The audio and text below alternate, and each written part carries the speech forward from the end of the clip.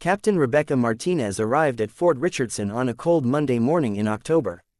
She had worked hard for this assignment, spending years proving herself in tactical operations. This was supposed to be her chance to shine, to show what she could do in a leadership role. But from the moment she walked into the briefing room, she knew something was wrong. Colonel David Thornton stood at the head of the table, his arms crossed, his expression unreadable. The other officers in the room fell silent as Rebecca entered. She saluted crisply, introduced herself, and waited for acknowledgement. The colonel looked her up and down, then turned back to the map on the wall without a word. The first week was difficult. Colonel Thornton seemed to find fault with everything Rebecca did. Her reports were too detailed. Her presentations were too brief. Her uniform was somehow always not quite right, even though she followed regulations to the letter. The other officers noticed, but no one said anything. This was the colonel's command, and everyone knew it. During tactical planning meetings, Rebecca would offer suggestions based on her experience. The colonel would cut her off mid-sentence, dismiss her ideas without consideration, or worse, present the same idea 10 minutes later as his own. When she tried to contribute to operational discussions, he would assign her menial tasks instead, sending her to inventory supplies or review paperwork that junior officers typically handled. The breaking point came during a full staff meeting 2 weeks into her assignment. Rebecca had prepared a comprehensive tactical assessment that took her 3 days to complete. She had analyzed enemy positions, supply routes, and potential vulnerabilities. It was solid work, the kind of analysis that could save lives in the field. When her turn came to present, she stood and began outlining her findings. Colonel Thornton interrupted her within 30 seconds. He questioned her methodology, mocked her conclusions, and suggested that perhaps she would be better suited to administrative work. The room fell silent. Rebecca felt her face flush, but she maintained her composure. She tried to continue, but the colonel talked over her, dismissing her entirely. After the meeting, one of the other captains approached her quietly. His name was James, and he had been at Fort Richardson for 3 years. He looked uncomfortable as he spoke. He told her that the colonel had a reputation, that she was not the first officer he had treated this way. But he also warned her to be careful, that challenging the colonel directly would only make things worse. Rebecca spent that night in her quarters, staring at the ceiling. She had not worked this hard, sacrificed this much, to be humiliated and sidelined. But she also knew that military hierarchy was everything. Going over the colonel's head could end her career. Staying silent meant enduring more of the same treatment. The next morning, she made a decision. She would document everything, every dismissive comment, every inappropriate assignment, every instance of being excluded from essential meetings. She would build a case, follow proper channels, and trust that the system would work. But Colonel Thornton seemed to sense her resolve. His behavior escalated. He began assigning her to overnight duty shifts for no apparent reason. He excluded her from field exercises that were crucial for her professional development.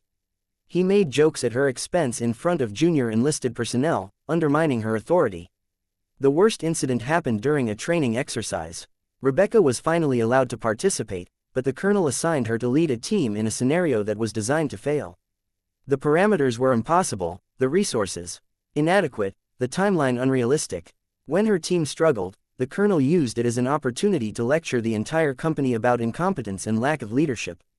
Rebecca stood there, in front of everyone, while the colonel detailed every mistake, every failure, every shortcoming.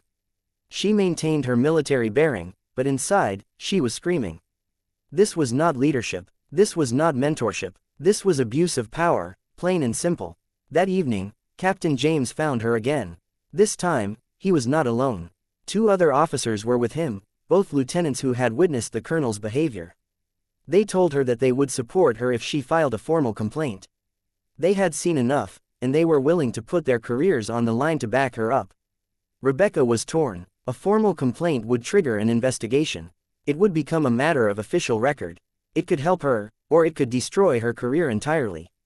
The military, for all its talk of honor and integrity, did not always protect those who spoke up against powerful officers. She spent the weekend reviewing her documentation. Pages and pages of incidents, each one carefully noted with dates, times, and witnesses. It was comprehensive, detailed, and damning. If she filed this complaint, there would be no going back. On Monday morning, Rebecca requested a meeting with the colonel. She walked into his office with a copy of her documentation and a formal complaint form. She placed both on his desk and stood at attention. The colonel looked at the papers, then at her. For the first time since she had arrived, she saw something change in his expression. It might have been surprise, or respect, or fear. She could not tell. She spoke clearly and calmly. She outlined his behavior, referenced specific incidents, and cited the regulations he had violated. She told him that she had witnesses willing to support her claims. She gave him a choice: change his behavior immediately, or she would submit the formal complaint to the Inspector General's office. The colonel sat back in his chair. The room was silent except for the hum of the air conditioning. He looked at the documentation again, flipping through the pages. Then he looked at her, really looked at her, for the first time since she had arrived.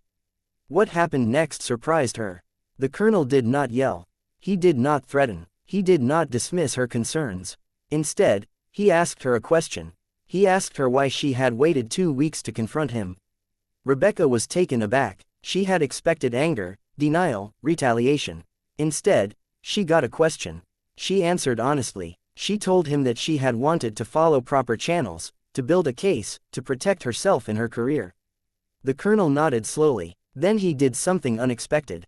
He apologized. Not a full apology, not an admission of everything, but an acknowledgement that his behavior had been inappropriate. He said that he had been testing her, pushing her to see if she would break. He said it was how he had been trained, how he had come up through the ranks. Rebecca felt anger rising in her chest. Testing her, by humiliating her, excluding her, undermining her. That was not leadership. That was bullying disguised as tradition. She told him exactly that. She told him that his methods were outdated, harmful, and violated the very principles they were supposed to uphold. She told him that good leaders built people up, they did not tear them down. She told him that she deserved better, and so did every other officer under his command. The colonel listened. When she finished, he picked up the formal complaint form and held it for a moment. Then he tore it in half. Rebecca tensed, but he raised his hand.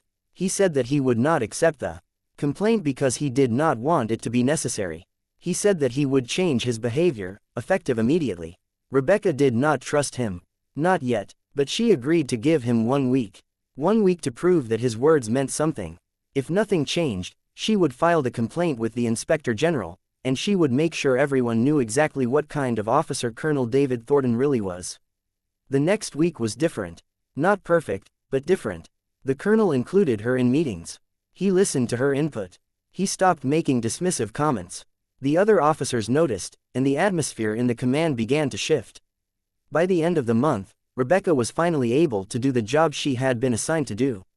She led tactical planning sessions. She mentored junior officers. She contributed to the mission in meaningful ways.